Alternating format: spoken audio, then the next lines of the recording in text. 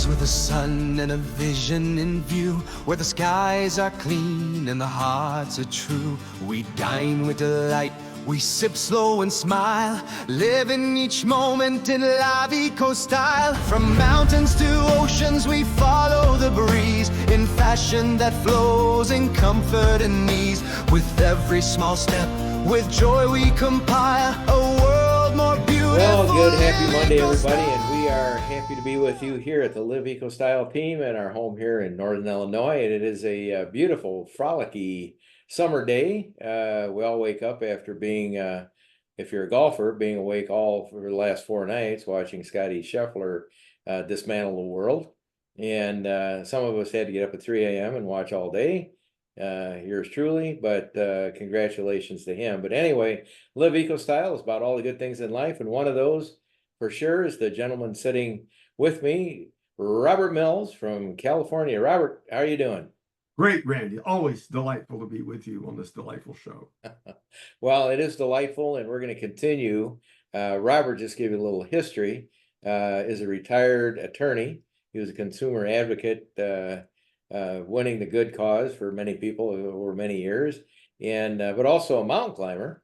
And the thing is that we're going to talk about today, or he's going to talk about, I'm going to sit back and be fascinated to hear the story, is epic possible blunders that people have made, and not only once, but they keep repeating them, and for no apparent reason. So anyway, Robert, I don't know if I led into that right, but the eminent one from the San Francisco area, welcome, and lead us down this rocky path. All right, Randy, thank you so much. I have a gripping podcast today for your viewers, and I'm going to tell you 2 tales. First, about my younger brother and I. We had a near-death experience on Mount Sill, which is one of the highest mountains in the continent of the United States. And you can discover how we saved our lives through an ingenious, almost hilarious idea that we pulled off. And I'm going to also share the harrowing tale about how I got trapped overnight on Mount Stewart up in the Cascades in Washington. And as I mentioned to you, Randy, I've always been fascinated by accident analysis, and I used to get a thing called Mountaineering Accidents in North America that analyzed mountaineering accidents. And of course, I got the I signed up for the National Transportation Safety Administration preliminary reports on all the airplane crashes of the small. I had a 6-seat airplane. I flew for my law firm, and so what I discovered, of course, which people have long known, is that the same 5 or 6 things just keep happening over and over again, and just claiming all these victims. And the FAA redid its study, redid its tests, and the test you take and the practical, and mountaineering, they try to talk about it with in these websites and all, but people just keep doing the same things. They go up on the mountain and don't take ice axe crampon. They go up and pack snow and slide down and get hurt, or they climb up stuff they can't get down. And do you know that 12%, Randy, of all of the general aviation accidents caused by a pilot running out of gas?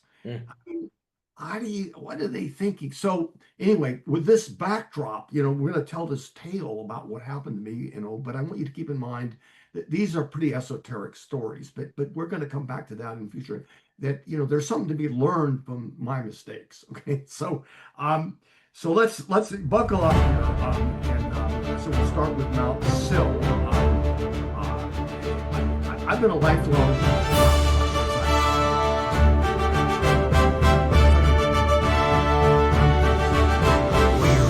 With the sun, and climbed all over the world, and I've had my share of harrowing experiences, okay, but the closest I ever came to dying was on Mount Sill, okay.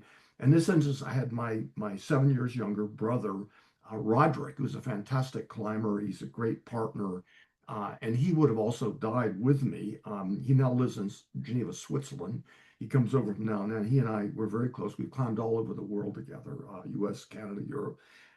So way back in August of 1975, we set out to climb 14,162 foot Mount Sill together, he and I. It's a famed peak in the Sierra Nevada. It's named after Edward Rowland Sill, who was this famed poet and UC Berkeley professor. It's one of the highest peaks in California. It's located in the spectacular Palisades, this cluster of California's highest peaks, would have these big blue crevasse glaciers all over them on their north faces. And Sill is renowned for its beauty and especially for its unparalleled views. Walter Starr King, this famous mountaineer here, he said the view on the summit of Mount Sill is the finest in the entire Sierra Nevada, which is some extraordinary compliment. And it's a little bit east of the crest. You look back and there's the towering crest, and you can look out down into this Owens Valley and up into the White Mountains and see the desert peaks beyond. It's spectacular. And so what happened to us on Mount Sill and nearly killed us, was the result of a condition I wasn't aware of, and now you will be aware of it as I am aware of it, and it's described in mountaineering journals, but I feel confident that other mountaineers probably knew about it. But anyway, it's a tremendous objective risk. So my brother and I left our apartment in San Francisco. We drove over the Eastern Sierra, went to the trailhead near Big Pine, and we put on our heavy packs and full of gear. We headed up the steep altitude trail to 11,000-foot Elmore Lake. And then we went up onto the Sill Glacier and camped on the ice, right at 12,500 feet, just below the rock route that went up to this summit, okay? We were exhausted by this long struggle up to this glacier camp, and so we slept a little bit later than usual and struck out about mid-morning up this hard frozen glacier ice for the rocky summit. And there we encountered some very serious difficulties. We couldn't get across the Bergschirn crevasse. Now, if you're not a mountaineer, the Bergschirn crevasse is the highest one where the glacier slides off of the mountain, and it creates this gap between the top of the glacier and the mountain. And usually there's this crack that runs up underneath this opening. Then if you fall in there, you'll never be seen again. So we couldn't get across it. And so we went up and down, up and down. We finally found this place where it was a snow bridge across this yawning crevasse. And we could look down in this blue-black darkness and hope you don't fall in. So we wiggled over it, climbed up onto the rock, and struck out for the granite above for the summit. Now, above the glacier, there were these big, long stretches of rock that was smooth granite, just smooth. And above it were these long drifts of snow. And the sun had been hitting it in the morning, and the snow was melting and sending the streams of oozing water down over this smooth rock. And when we reached this point, which was quite a long area, the rock was wet. It was wet granite, but our feet went right through it, and we had sound footing, and we just thought nothing of it and continued toward the summit. About mid-afternoon, we found ourselves at last on this breathtaking summit, 14,153 feet. We were exhausted, a little bit altitude sick. We sat around, hung out, had some snacks, took in the awesome view. By then it was late afternoon, and the sun had swung around to the west, and that slope, this eastern-facing slope, was now in the shadow. And the weather was unusually cold. Been cold all day. It turned even colder. And we were sitting there shivering in our down jackets. It was below freezing. And so we figured it's time to go down now. So we walked back over to the descending slope, and I was leading. And without any warning, my feet just flew out from under me, and I smacked down on my plot. So just I asked a question, had you planned on staying overnight on this Oh, trip? no. We planned to tag the summit, sign the register, and head right back down. The tent, we could see our camp from the summit. I mean, it was the tent was down there about 2,500 feet below us on the ice. You could see the tent. I mean, we were going to go right back down there to the tent. So to know where I'm coming from for our listeners, you went up there to sign a register? Yeah, there's a register on all these Okay. summits. So if you want my signature on that register, mail me a copy, and we'll make it good. That's fine. I'll listen to this podcast, but you can put my name in a book, in a different method. Next I time admire your mountain climbing. I think that's amazing. It is incredible. Well, for the past 30 years, I have been signing all these registers with this one signet thing. I have it says Robert loves Miriam with a heart. Miriam is my wife, and I take a picture of it and I send it to her. Oh, cool. How does Robert, that, what kind of, so when you sign it, is it in a box or something to keep it from yes, the there's elements? those Vietnam era ammo boxes. They always use those Yeah, because they protect it. And you clank it open, and no and kidding. in a Ziploc, is this paper, a spiral notebook register. And everybody that climbs up puts a date and a name and something, and they quote. So they, put all. Some people put long stuff. Some people put their name. And you put your name, and you talk about the conditions usually to share that, and any kind of other things that you discovered, and you put it back in there and put it back in the Now, box. when you saw that book, did you look through it to see if you knew anybody that had been there before you, or do you take that Well, much time? I climbed a mountain. This last experience I did about 3 weeks ago. There was a summit box on the top of the mountain there, as there always is, and I opened it up, and there was a famous mountaineer had signed it. I'm trying to think of his name. And I thought, oh my goodness, I mean, I know who this guy is. He writes, famous. I've got his book. Here it is. Can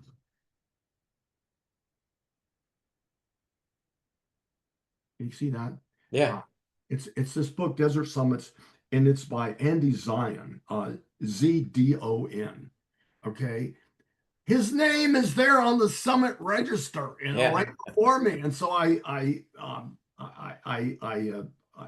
got home, I emailed him and I said, I saw your name up on the summit, and thank you for your guidance. And he writes this book. It tells you routes on these all the desert peaks throughout the western U.S. and the southwestern U.S. And so you do see famous people up there. Usually you never heard of them, and they're just another climber like me. So we open it up, we take a look, we sign it, and there's something about that psychologically rewarding and satisfying to show, to sign this register on this summit in the middle of nowhere.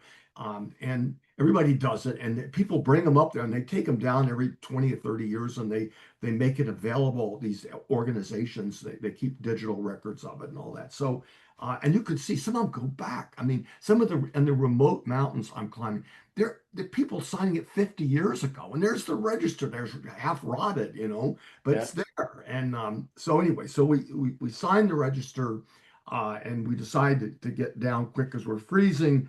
And I walk down, and my feet fly out, and I smack my skinny butt on this with a painful plop on this icy granite.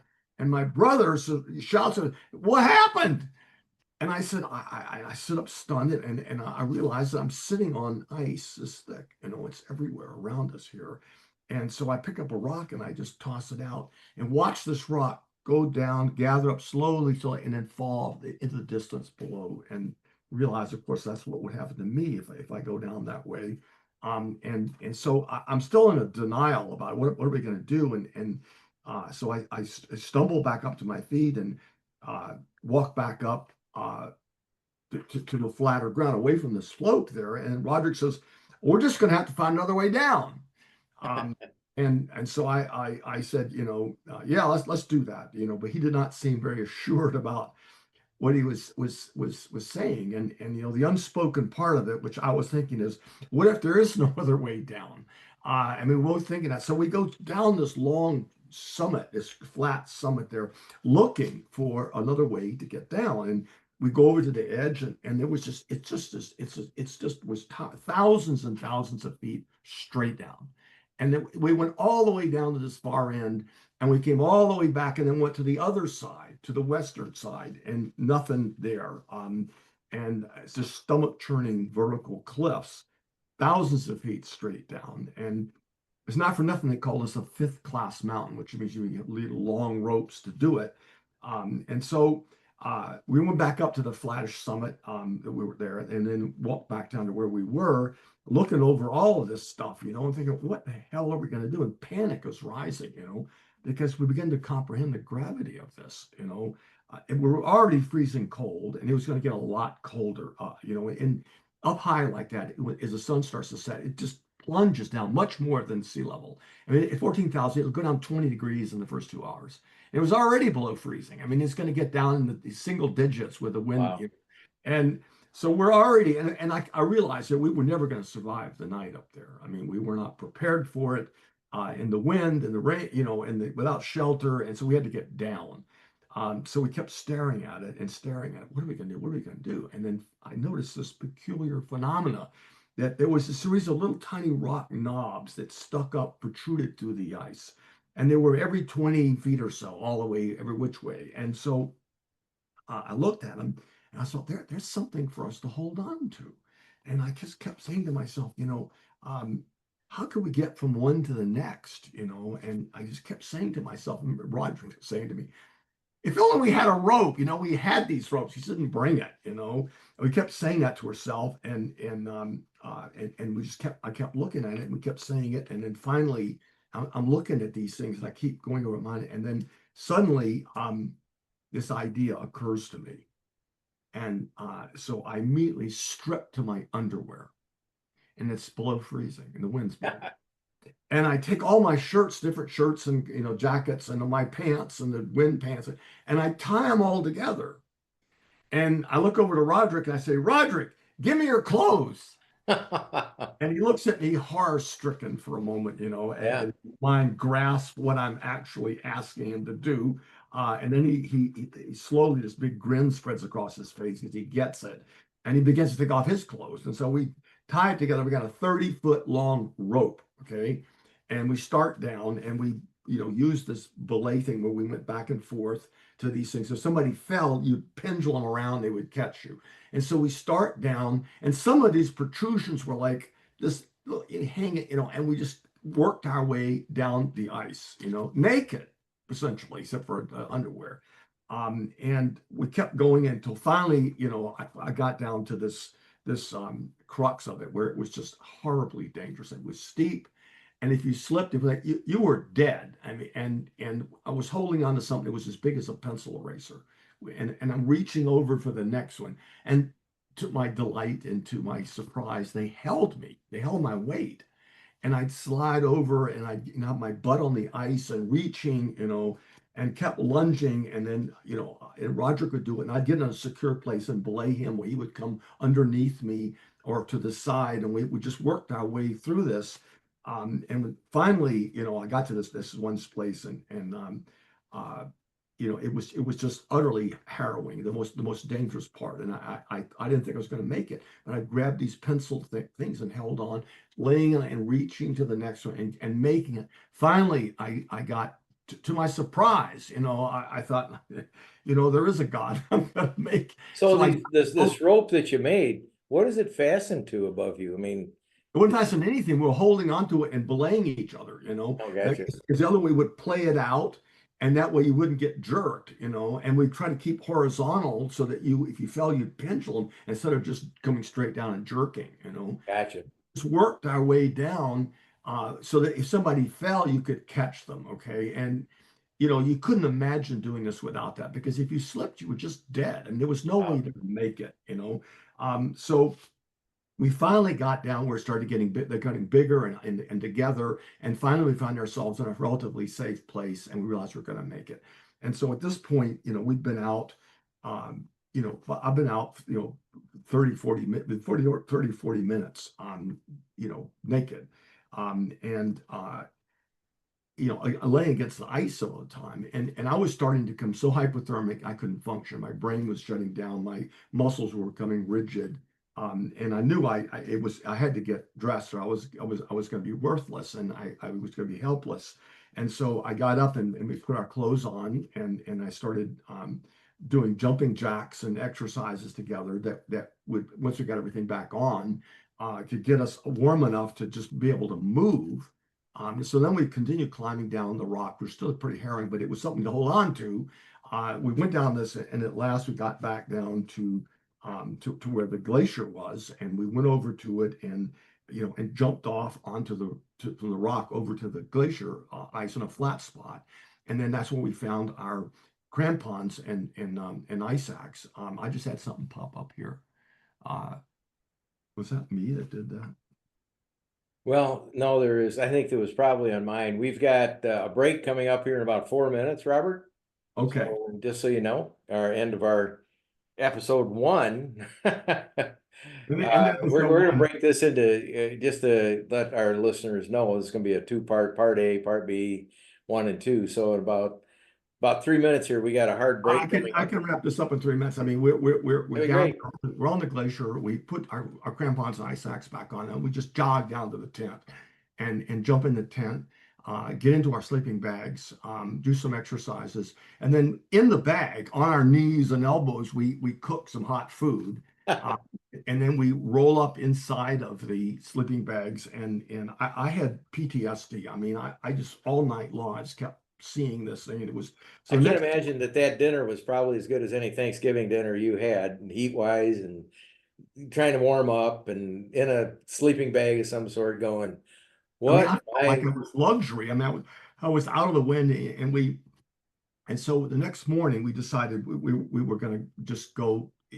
And so we hiked back down to a place called Black Lake, this huge lake that's above and to the east of the Palisade Glacier, it's the biggest glacier in the Sierra.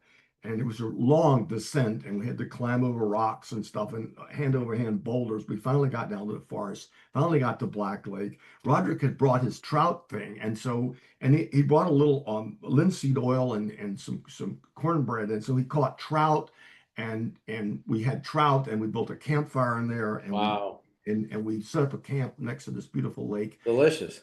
in the middle of nowhere, and there's this Mount, Palisade Glacier and North Palisade hanging over, and Mount Sill, and we so then we finally descended back to our car, and then the lesson for this, of course, is obvious that if you are passing in areas where the temperature might go below freezing and there's water on the trail, especially if it's rock, and you're expecting to come back that way, you want to be sure that you've got something to cramp on something, so that otherwise the route can become suddenly treacherous for you to descend. That seems Got pretty it. obvious, but um, So give us a hint. Part two is going to be about what today, Robert? part two is going to be about Mount Stewart, and I had a similar experience on Mount Stewart. It was a little different, but I got up on Mount Stewart and couldn't get down, and had to spend the night up there, and without a bivouac gear, and so that's Mount Stewart, the cautionary tale is pretty obvious. Yeah. So I look forward to telling you that story, and it's a pretty interesting story. Well, we'll be right back after not a commercial message. We just want to take a break here to readjust a couple things. But anyway, thank you for tuning in to Live Eco Style, all the good things in life, where we celebrate, let's see, travel, dining, sipping, golf, exercise, health, recreation, sports, and spas, and a little mountain climbing, a lot of mountain climbing with the famous Robert Mills. We'll be right back. Stay tuned.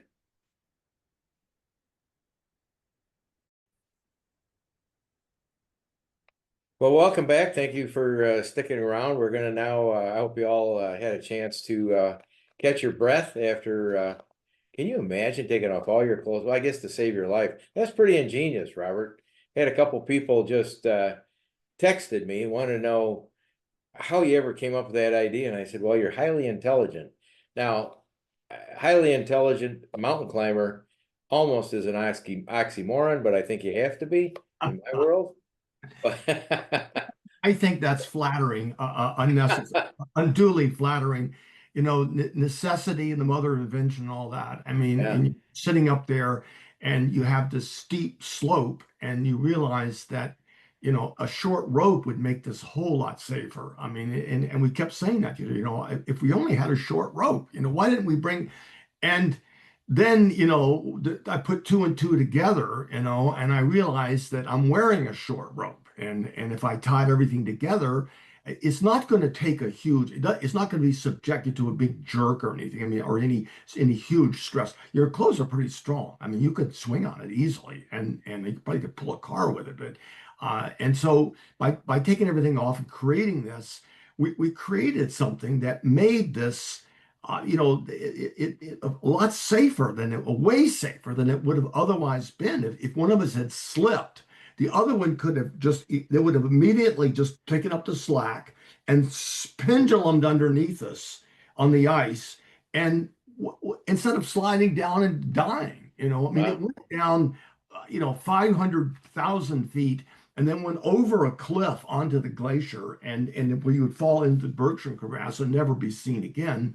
And this is back in the days when we did this before cell phones. I mean, no one, they would never have found our bodies, and Wow. it was harrowing. But if you think about it, how do you get a very short rope that can enable you to belay each other?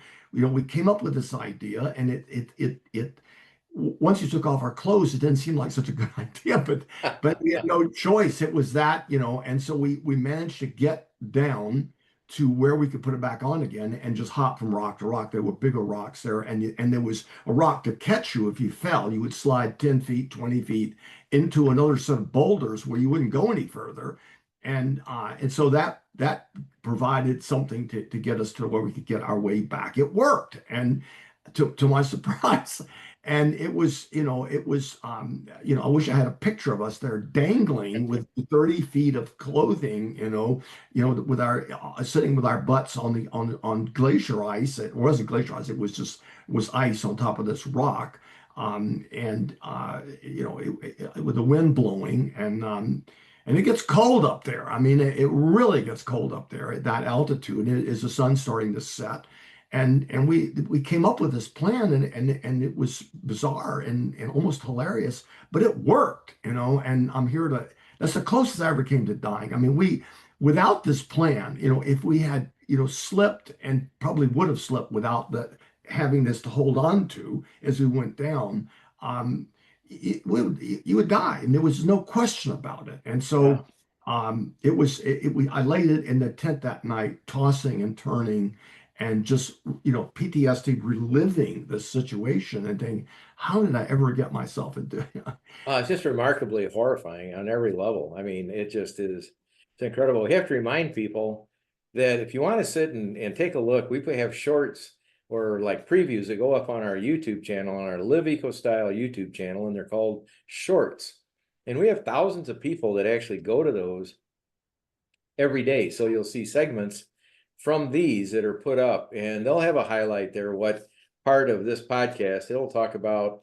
I don't know what I use AI to create these shorts. It's really cool, but it'll sit and listen, and then it'll create a title like from this one will probably, I took off my clothes to save my life. It'll give some kind of really great caption that really gets people's intrigue. So if you go to our YouTube channel, Live Eco Style, everybody go to our shorts. From there, I always try to put in the header that you can go to www.liveecostyle.com. Our latest vignette will be up in the upper left-hand corner of our homepage. It's really easy to find. And if you want to go to Roku, we've been we made it easy. If you look at Live Eco Style, there's a whole page of our productions that you can find in there. Excited Minds Media, it'll talk about right in our homepage of Live Eco Style. So right now we have Instagram, we have 17 Facebook pages, we have all podcasts that have 16 different layers of the major podcast channels that this is converted into a podcast, like iHeart, Spotify, all the big ones. And then there's also a real popular one nobody knows, but it's being used frequently, called Deezer, Deezer. So for whatever reason, I don't know why people come to that, but we had over the last month, we had nearly 2.2 million people that watch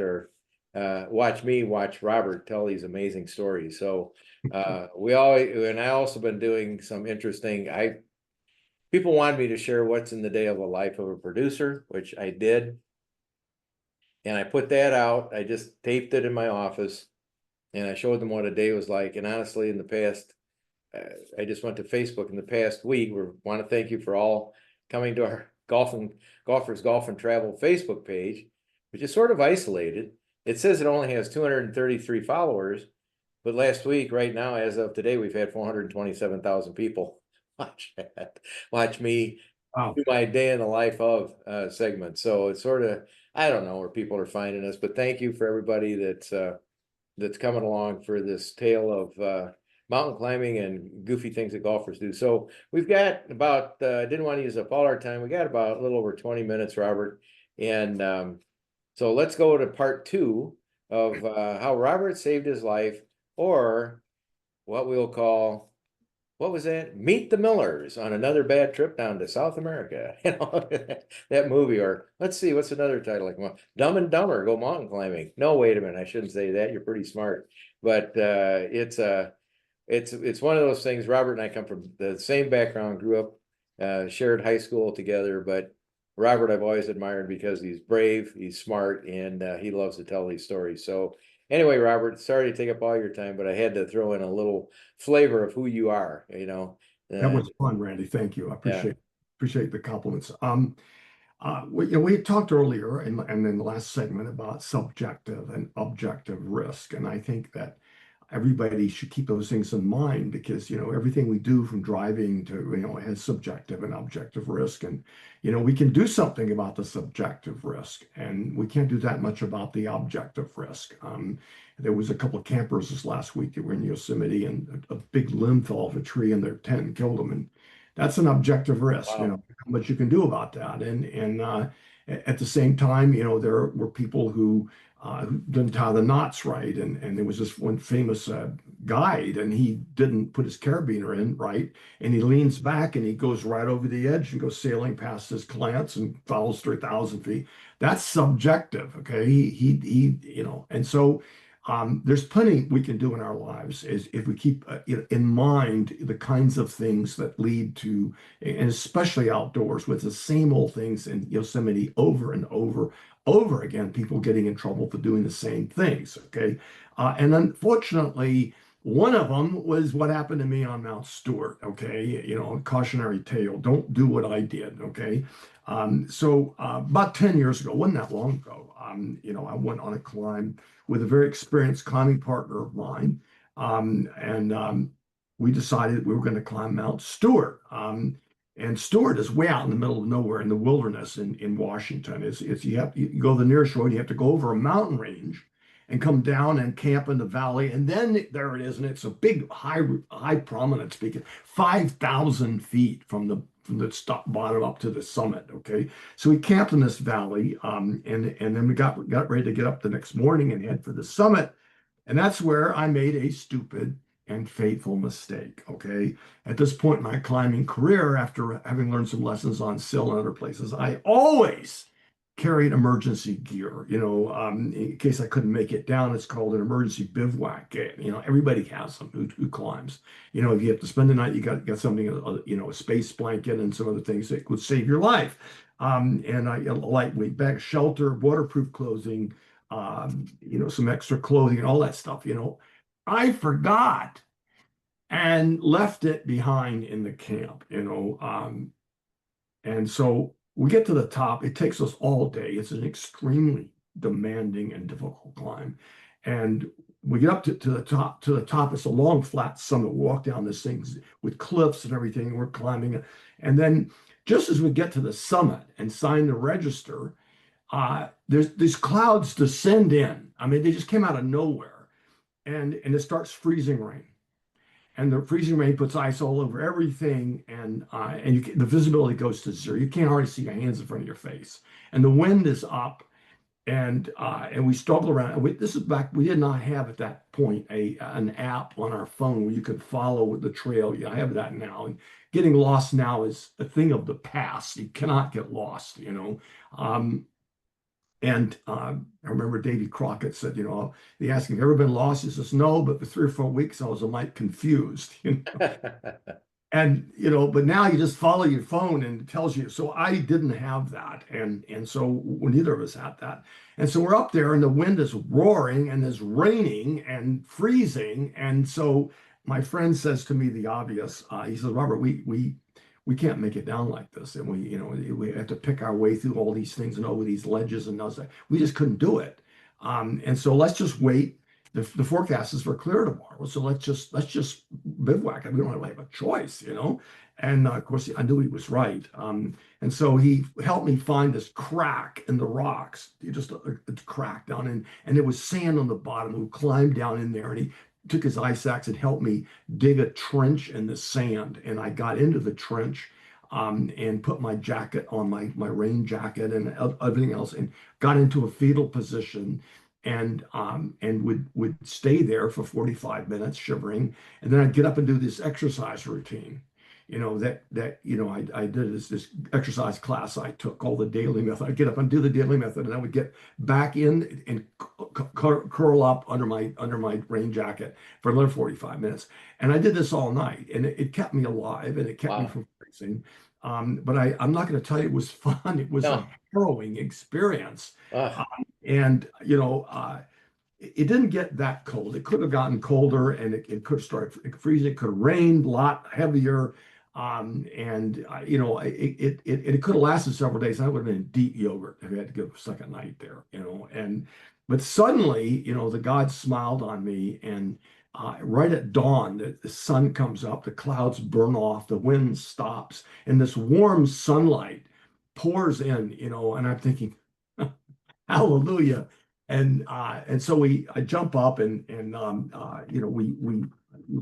crack everything up, and we're thrilled out of my wits, and so we can find our way down, and it's melted out. The warm sun melted everything. It was frozen, and we just worked our way back down. That was a long, long, long climb.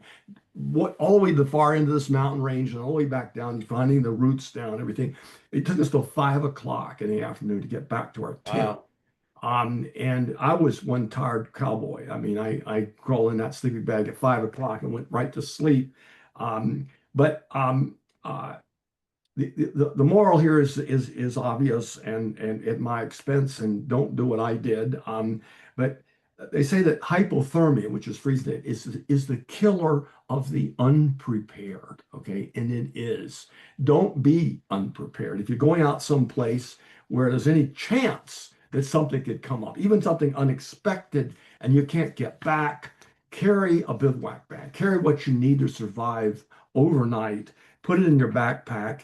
That's extra water, food, communication gear if you've got it, rain gear, a pad, and something to get you out of the wind. And if you do that, and one day, well, you may find yourself where you can't get down for some reason, and you get in your bivouac bag, and you hang out for the night, and you live to fight another day, as I did.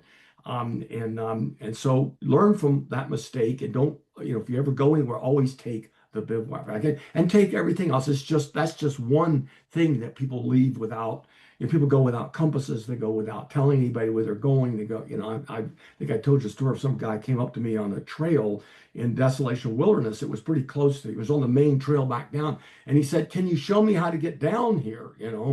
And he didn't have a compass, he didn't have a map, he didn't have a GPS, he didn't have anything, and he was just out there.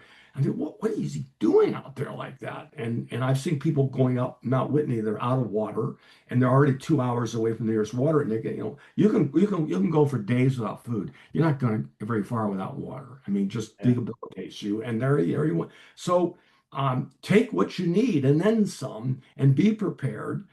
Don't let the hypothermia kill you because you're unprepared. Okay, so I have a question too. I mean, in the past, we've talked about, if you go to a stream and you can get some water, there are devices that will filter that water like incredibly well, that are relatively light. Isn't that true?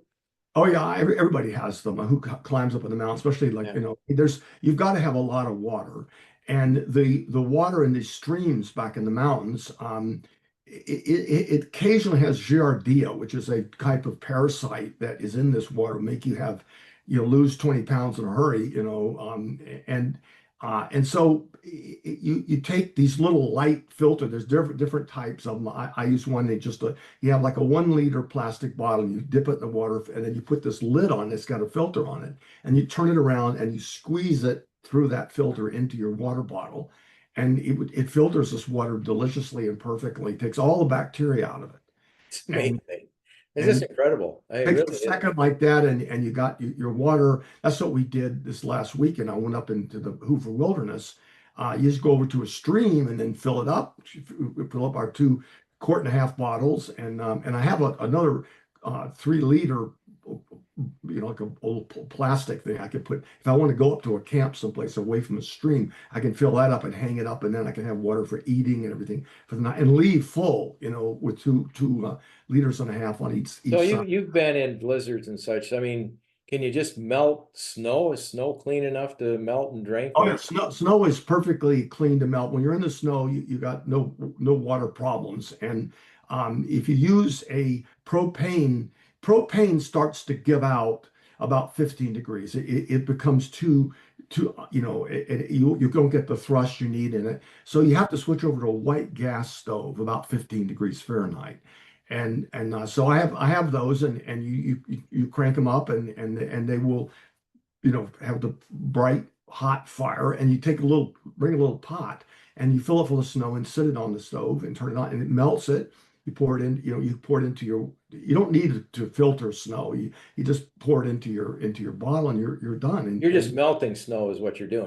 You melt the Yeah. snow. It's easy. And you don't have to worry about sanitation. It comes out of the sky. It's fine. I mean, if it's yellow, Randy, or Yeah. you know, Not that part. not that part, but or if it's old, and now sometimes, like this last week, I'm up there in the Hoover Wilderness, and there's big snowdrifts everywhere. Some of them have this reddish color on it. It's an algae that grows on the snow. And so I'd want to boil that and filter it. But even if, but in the wintertime, when it's just what powder, it's perfectly fine. That's what all mountaineers say. They melt it, and turn it into hot coffee, and there you go. I have this concoction I prepare when I go mountain climbing, and my friends all say, "You're going to bring it, right? You're going to," and it's Ecuadorian freeze-dried coffee. Cho Chocolate is an artisan chocolate brand in Berkeley. It's this powdered chocolate. And carnation malt, like the old kids stuff that we used to. And I take all 3 of them and put them in a little mug, an insulated mug, and then pour boiling water and then stir it up. And oh my God, it's just, if you have 2 cups of that, Randy, you can fly to the summit. You don't even have to climb, That's and awesome. so that'll get you up in the morning, and that's one of the joys of being out. You have a little store, have a little. I think I showed it to you. It's a little jet boil. It's tiny. It will boil a cup of water in 90 seconds, and you're ready to go. I mean, and they will last. It will boil gallons of water, and of this little teeny thing, and it's lightweight. So that's another thing. And you can get these wonderful dehydrated food things now. That this one woman called Heather's Choice. She used to be in Anchorage, Alaska, and she made this stuff from Anchorage. Now she's moved down to Bend, Oregon. But I had one of hers this last week. I had grass-fed bison chili. And it was, it was absolutely. The only thing I envy what you do is I've done enough camping, been outside on fishing trips where, at the end of the day, you got your own tent, got your own campground, and then that campfire food for some reason always tastes better. I do envy your isolated up the mountain opportunities to sit and share meals and conversations and, reminisce over the day and your episodic adventures. I think that I would enjoy. Climbing the I mountain, think not you're so doing much. that a lot, Randy. I went this last week. I went on a 16-mile backpack with this friend of mine who's been climbing him for 30 years. And he's a very well-known lawyer, and he's a judge, and a JAMS judge, and he reads all these the journals about this and this and this and this, and so we have these conversations far into the night, and we were hiking on the trail, and we talk about all kinds of stuff, and you sit by the campfires at night, and that is one of the great pleasures of it. And the other is that you can lay in your tent for a couple of hours in the morning, and or at night, look up into the stars. I can unzip this thing and I can look up at the stars, and you can just meditate there, on the glory of the universe and how big it is. And And there's something, very, resetting and spiritually, uplifting about being out there in that wilderness and seeing it all. It really, it soothes you and restores you. And I find that when I come back after a long struggle climb like this, I have enormous energy. I mean, I feel recharged, just able to just jump back in life again because it reset everything in a wonderful, soothing kind of way. Well, I Uh, think, Robert, that's a perfect ending to a perfect part two. You now unlocked, and now we're all envious about why you go mountain climbing, and a lot of us won't have that opportunity. But that is really fantastic. What a way of life. And I know you've done it all your life, because today, in part one, if you tuning in late, was a topic of a climb that he made in 1975. In my recollection, that's 50 years ago. I have 50 that. years. He's still at still shudders to think of it. But anyway, once again, Robert Mills, the eminent mountain climber, humanitarian, helps anybody in a heartbeat. And he's getting ready to go on a trip, which we're going to talk about in an upcoming show. And we're going to, hopefully, when he leaves and goes around the world, he's going to be sending us back items that pertain to all the good things in life. He's going to take some pictures of where he dines, where his wife has lined up a trip to go see flowers, if I have some recollection on it. It's going to be over on an island. Madeira. We got 1 minute. We have 1 minute, Robert. Give us a little snapshot about your upcoming trip. You're going to go to Madeira. This island is 1,000 miles out in the Atlantic Ocean, and we're going to go to all over Portugal. And this mountain behind me, I always like to mention to people, is named after Tyndall, John Tyndall, the great Irish physicist that discovered climate science. And I climbed it the day before I first had a date with my wife 30 some years ago. And so I love the romance, and I can't wait to see the snippets. But coming up, we have a lot of segments that we have aligned for the next month, actually, and many features. So again, for Robert Mills, this is old Uncle Randy, and for Live Eco Style, make sure to go to www.liveecostyle.com. And this is produced by Distillery Channel Media LLC. And we always tell everybody that joins us, always try to leave a better footprint. And that's what my grandpa told me to do. So we'll see you next time. Thank you, Robert. You have a great day. delightful as always. Thank you.